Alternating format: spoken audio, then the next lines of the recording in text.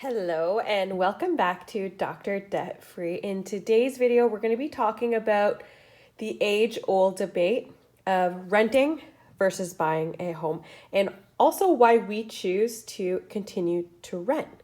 So starting out with the pros and cons of renting, one of the beneficial things about renting is that it is a short-term commitment. So whether you need a place for just a month, a few months, or a year, you're only really committing for the time period in your contract.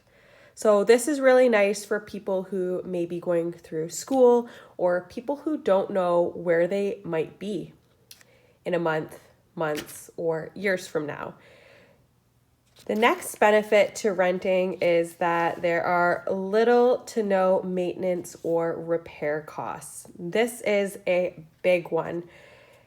If you have something that goes wrong when you're renting, you contact your landlord, you contact your building manager to come and fix it.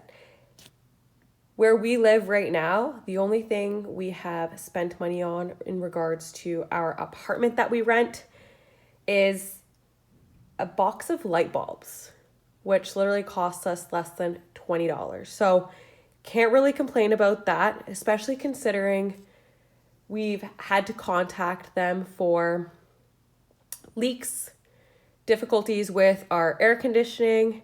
If we owned this apartment and those things went wrong, that would be money out of our pockets in order to fix it. The next benefit to renting is lower monthly upfront costs. So this is those closing fees, the amounts that you have to pay and the percentages you have to pay, the real estate agents, and so on.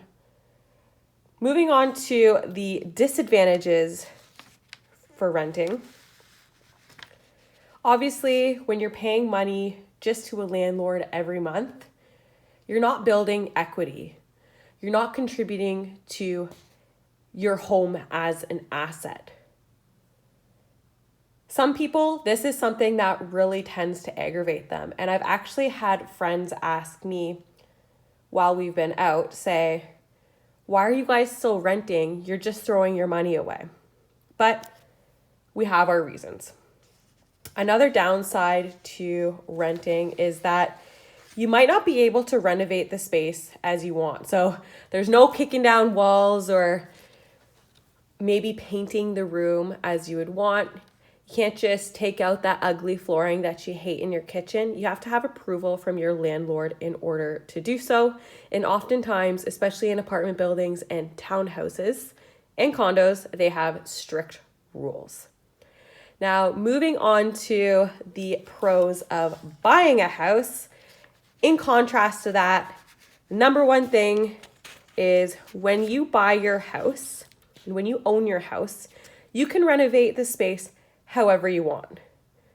It's a huge upside, especially if you're pretty particular about that and if the space really affects how you feel and it affects the stress that you feel.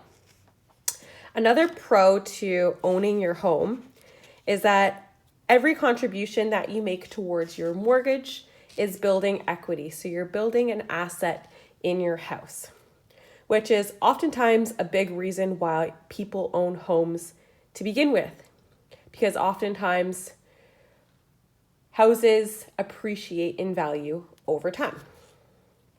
A third advantage to owning a home is that if you have the space, you can rent it out and create another income for yourself. So this is really, really great. Honestly, this is one of the reasons my partner and I do want to own real estate in the future. We would love to own real estate close to a big university or big schools where we could rent out to students, because I think that would be a great opportunity for some extra income. Now, the downsides of owning a home are paying a lot in property tax and home insurance, and obviously the percent that you're paying in property tax depends on where you're living. So one of the things I recommend that you do before deciding whether you want to rent or own is look up the percentage of property tax that you have to pay in your town, city, or county. You can also do quotes where you can figure out how much you might be paying in home insurance as well. Right now, we pay tenant insurance as renters, and we have a pretty good policy that we pay about $500 a year for, but it'd be interested to see how much you'd be paying in home insurance. Another downside to owning a home, and this is something that has really been affecting us right now, and it's a big reason why we are continuing to rent, is what if mortgage rates go up? If you don't have a fixed mortgage rate, this can change in a second. And I don't know if you've been following along, but mortgage rates have been down, of course, for the last couple of years, especially with the virus that has been going on for the last couple of years as well, but they are set to increase in the next year or two.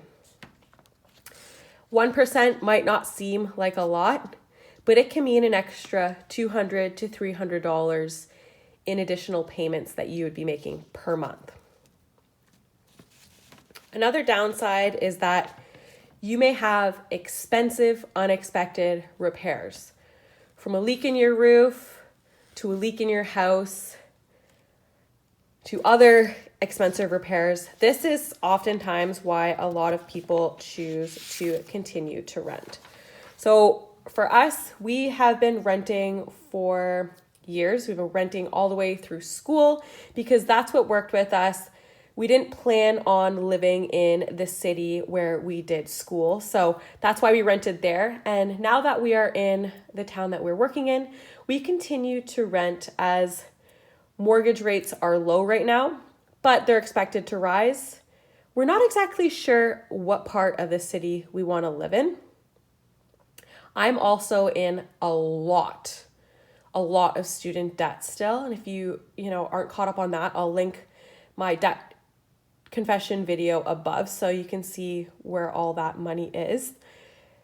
So I don't have a lot of money to contribute extra to a mortgage payment should interest rates go up later in the year. Right now, we spend a lot of time working. We work 6 days a week. Then when we're not working, we're out and about walking our dog, hanging around with our dog. We don't want to spend time taking care of a yard, taking care of a house that's bigger than what we need. So renting really does seem like a good option for those reasons. Now, I want you to let me know in the comment section down below, do you rent or do you own your home?